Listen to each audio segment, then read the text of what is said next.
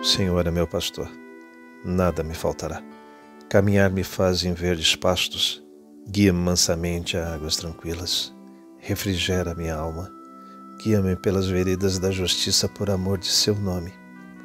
Ainda que eu caminhasse pelo vale das sombras da morte, eu não temeria mal algum, porque tu estás comigo. A tua vara e o teu cajado me consolam.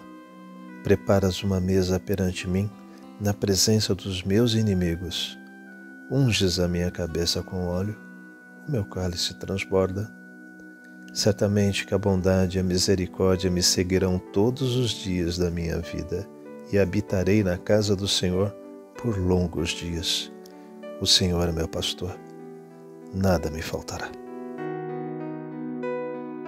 Agradecimento a Jesus, oração de Emmanuel.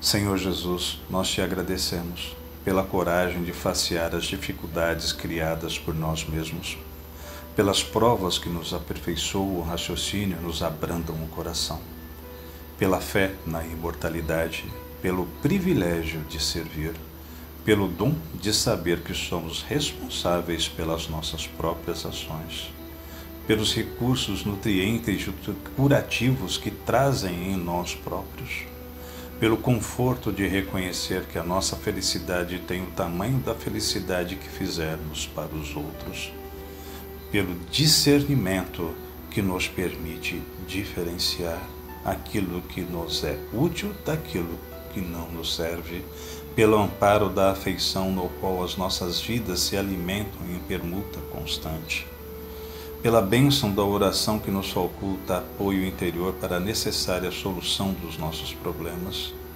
pela tranquilidade de consciência que ninguém consegue subtrair-nos, e por tudo isso, e por todos os demais tesouros de esperança e de amor, de alegria e de paz, de que nos enriquecestes a existência, se bendito, Senhor, ao mesmo tempo que te louvamos a infinita misericórdia, hoje e para sempre.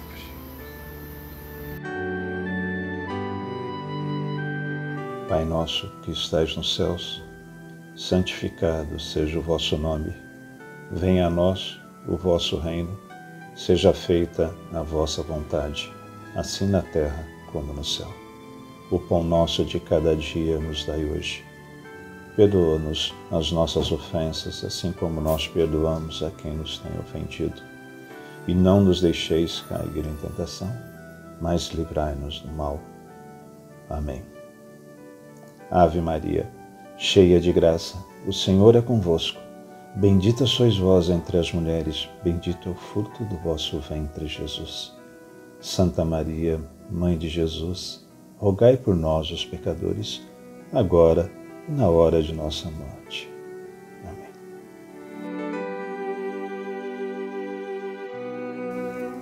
Primeiramente, rendendo graças ao Pai, pedimos humildemente para que Ele possa nos potencializar, para conseguirmos elevar o nosso pensamento, a nossa frequência, para estarmos envoltos em Tua presença, Pai. Pelo decurso de seus enviados, os espíritos superiores, unidos e em conjunto, nos colocamos à disposição para sermos instrumentos de Tua vontade, que possamos ser úteis no estudo e aprendizado do Evangelho que hoje nos coloca. Pai, somos ainda muito pequeninos, mas desejosos de buscarmos o nosso melhoramento e nossa reforma íntima. Pela vossa misericórdia, te suplicamos auxílio para transmutarmos as pesadas energias que ainda nos prendem a este mundo de ilusão. Te pedimos forças para lutarmos contra as nossas imperfeições, humildade para enxergar os nossos erros e coragem para corrigi-los, e que aproveitemos as oportunidades que nos concede no presente para sanarmos o mal que fizemos no passado.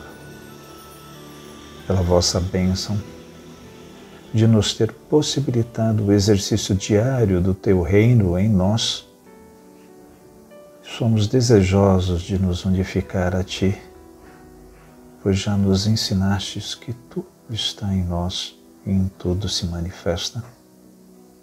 Assim, nesse estado de espírito, nós saudamos a Trindade Superior, Pai, Filho, Espírito Incriado, e pedimos permissão para saudar toda a força que decanta de Ti, Pai, que trabalham no amor e no desenvolvimento. Assim, pedimos força aos orixás, campos de energia de amor e atuação. Pedimos forças a Miguel Arcanjo e toda a corrente de angelicais do Senhor.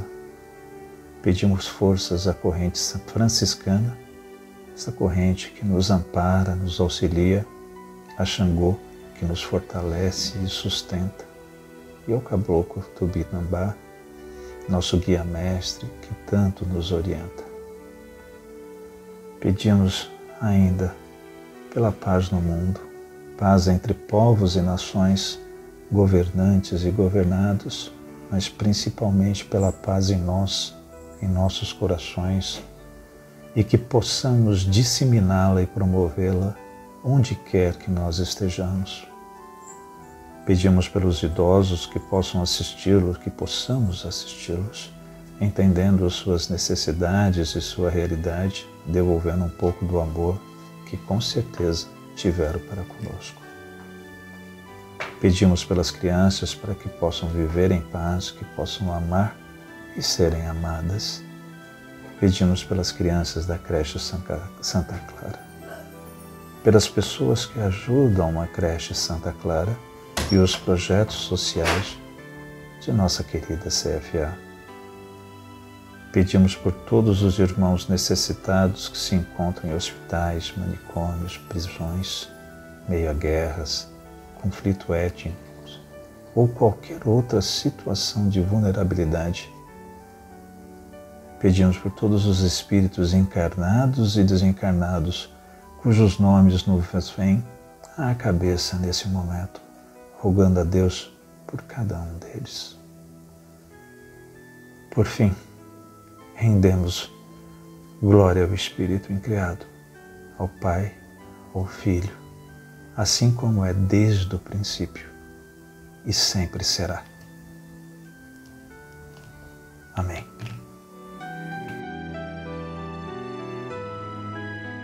Da sabedoria do Evangelho de Carlos Torres Pastorino, o trabalho do Espírito, João, capítulo 16, versículo 1 a 15. Isso vos revelei, para que não sejais enganados. Tomar-vos-ão excomungados, mas vem a hora em que todo o que vos mata julgará oferecer culto a Deus. E farão isso a vós, porque não conheceram o Pai, nem a mim. Mas eu vos disse essas coisas para que, todas as vezes que vier a hora deles, vos lembreis dela, pois eu vô-lo disse. Não vos revelarei desde o princípio, porque estava convosco. Agora, porém, vou para quem me enviou, e nenhum de vós me pergunta, aonde vais? Mas porque vos disse isso, a tristeza encheu o vosso coração. Mas eu vos digo a verdade, convém a vós que eu vá, porque se não for, o advogado não virá a vós. Se, porém, eu for, o enviarei a vós. E tendo ele vindo, provará ao mundo a respeito do erro, a respeito do ajustamento, a respeito do discernimento. A respeito do erro, porque não me foram fiéis. A respeito do ajustamento, porque vou para o Pai e já não me vedes. A respeito do discernimento, porque o dominador deste mundo foi reconhecido. Ainda muitas coisas tenho que vos dizer, mas não podeis compreender agora. Mas todas as vezes que vier aquele, o Espírito verdadeiro, ele vos conduzirá a toda a verdade, pois não falará por si mesmo, mas falará tudo o que ouvir e vos anunciará por vir. Ele transubstanciará o eu, porque tomará do que é meu e vos anunciará. Tudo quanto tem o Pai é do eu. Por isso eu disse que recebo do que é meu e vos anunciará. Explicação de Torres Pastorino. Os ensinos ditados pelo Cristo neste último encontro, antes do grande passo iniciático que ia dar, traz revelações precisas e sérias a respeito da vida maior, com recomendações para o comportamento da individualidade e dos cuidados que dela tem com a personagem. Diz o mestre que o faz para evitar que fossem enganados pelo modo de agir do mundo na sucessão dos séculos. O único ponto a lamentar é que, embora claramente avisados, justamente os que se diziam discípulos do Cristo, os cristãos, passaram a agir eles à maneira do mundo.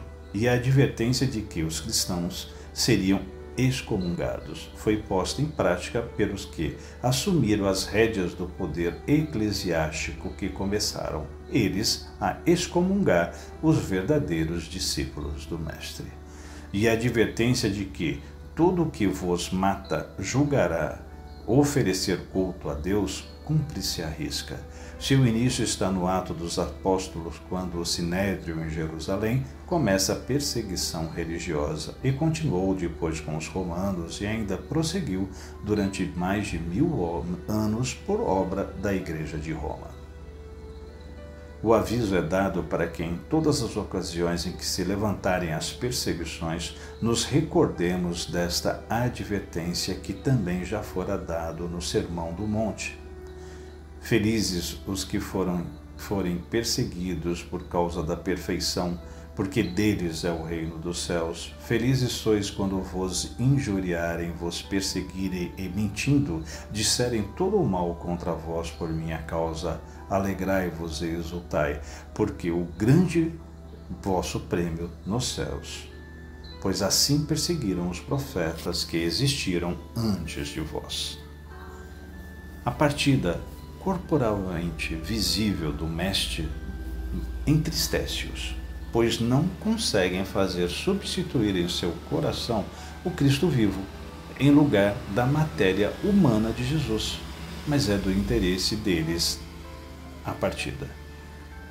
Mas lembremos de um pormenor. Cristo estava ali presente na humanidade de Jesus, como o buscariam eles em si mesmo, se o tinham ali pertinho a conversar com eles. Daí as grandes realizações místicas, uma vez treinados aos pés de um mestre, deverem prosseguir com o discípulo afastado dele, a fim de experimentar a sua força íntima. Aqui encontramos em 3 pontos que precisam ser discutidos. As provas dadas referem-se a 3 assuntos que serão lançados ao longo dos séculos diante do mundo, a fim de provar-lhe o erro tremendo em que labora. As provas dirão respeito ao erro, porque os próprios homens que se dizem cristãos não lhe foram fiéis. 2, ao julgamento, porque indo para o Pai já não será visto o Cristo através de Jesus, sendo indispensável o encontro com o Cristo interno de cada um, ajustando-se a criatura à sua sintonia vibratória. 3, ao discernimento, porque o dominador deste mundo foi discriminado, ou seja, é reconhecido, e apesar disto, os cristãos ainda o seguem totalmente enganados, sem discernir o caminho certo do errado. E então, o Cristo, apesar de sacrificado, é o vitorioso e esmagará o dominador deste mundo. Em relação aos verdadeiros discípulos, o Cristo lhe revelara tudo o que podiam suportar e compreender naquela ocasião, mas ainda tinham coisas para dizer que eles não entenderiam. Essas coisas eles as obteriam do Espírito verdadeiro, do Eu profundo, quando atingissem pessoalmente este estágio evolutivo, pois o Eu, o Espírito, os guiaria a toda a verdade.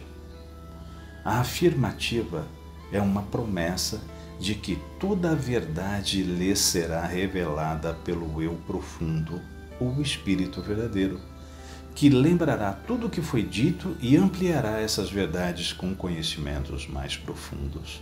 Aí temos, pois, a certeza de que a revelação não terminaria jamais. Ao contrário, diz o Cristo que verdades novas aparecerão que não destruirão seu ensino, antes a confirmarão plenamente, pois tudo vem da mesma fonte, o Pai. Quer o que nos foi dito pelo Cristo, pela boca de Jesus, quer o que nos dirá o Espírito verdadeiro. Explicação esotérica de Torres Pastorino. Novamente recordo Cristo que, com o sacrifício de Jesus na cruz, ao dar o quinto passo iniciático, ele, o Cristo cósmico, que se revelara como Cristo interno de Jesus, se recolheria junto ao Pai e instiga a atenção deles com a indagação: e nenhum de vós me pergunta aonde vou? Depois assinala a tristeza que está morando no coração deles, pois não confiavam ainda no Cristo interno de cada um, e que se manifestaria neles o Espírito verdadeiro, o Eu profundo.